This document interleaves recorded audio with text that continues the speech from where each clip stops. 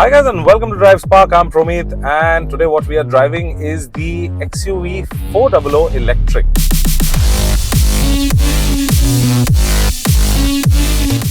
Now this is basically the electric version of the XUV300 that is already in the market. This car is already launched and let me tell you the price of this car. So this car starts at 16 lakh rupee ex-showroom and goes all the way up to the 19 lakh ex-showroom mark, and it looks pretty similar to the XUV400. However, it's got few changes here and there on the inside, on the outside, to make it look a little more electric and a little more sporty.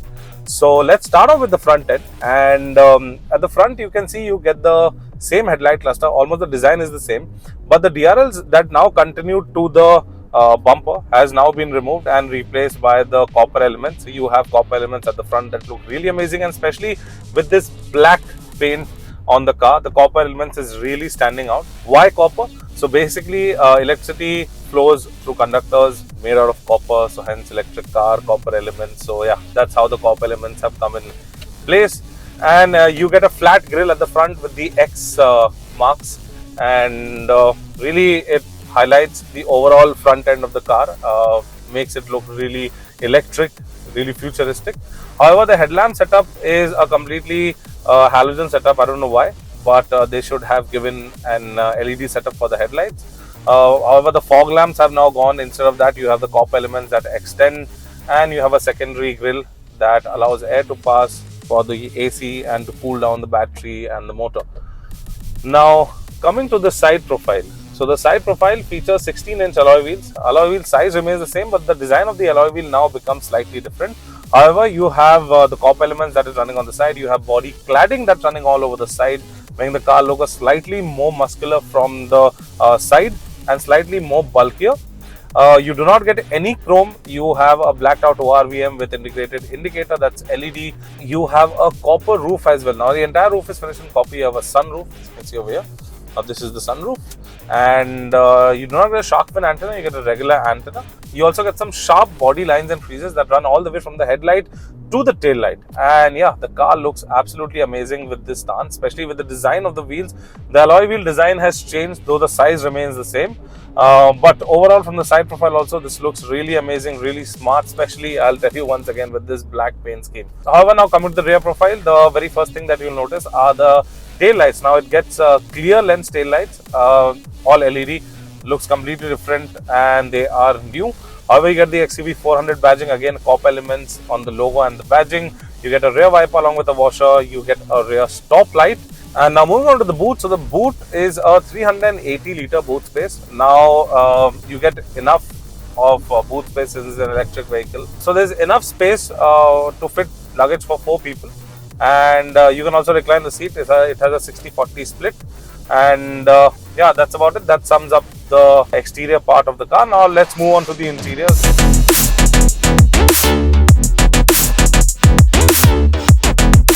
Now as soon as you enter the cabin, you will notice that everything is completely blacked out, and you have the same copper elements that are on the outside, on the AC vents, on these dials, and on the logo as well. Also, the logo features an electric blue accent, the twin peak logo on the steering wheel. That looks really amazing. Steering mounted controls is absolutely fantastic. They work really well. You have matte black, gloss black finish on the inside to make the cabin look really sporty. Then again, there is no soft touch material, but yeah, everything looks very neatly intact. The plastic is good quality plastic. And now talking about the changes, obviously you get a different steering wheel.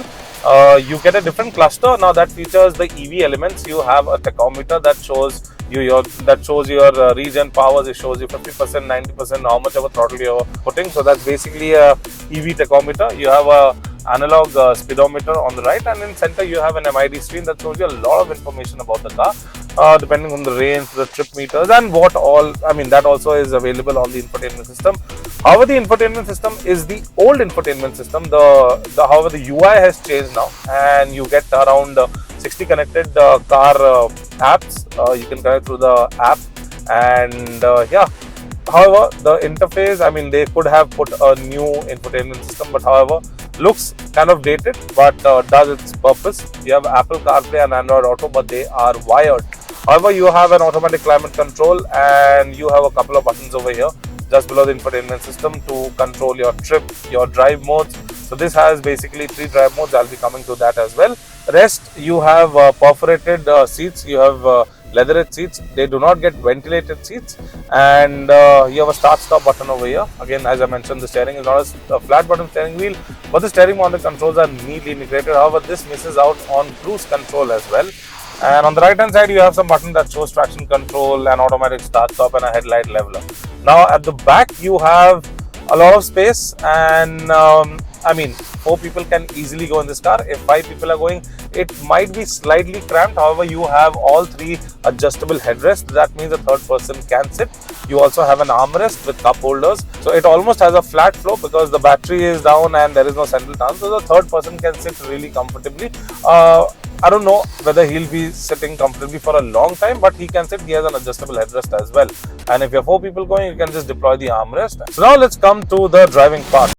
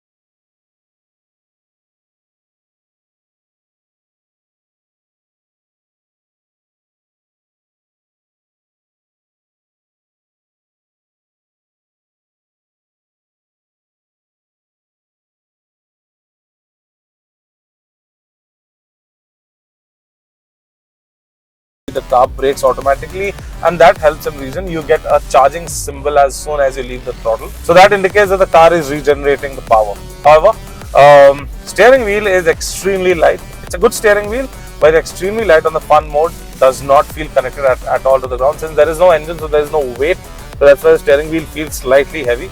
But the thing is that if you put it on fun mode and fearless mode, it weighs up. So if you put it on normal mode and fearless mode, There's the sport mode. It definitely weighs up, but if you want a really light steering wheel, put it on fun mode. It's the best for cities for quick maneuver.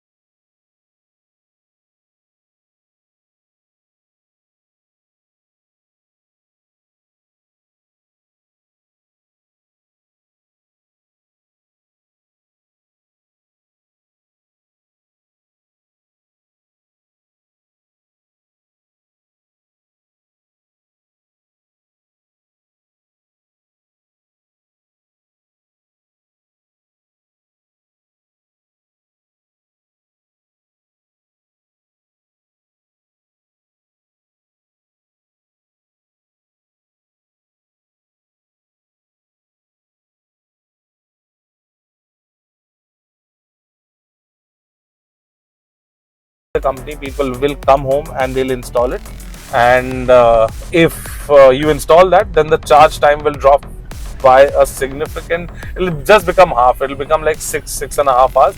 The vehicle will charge completely. And if you have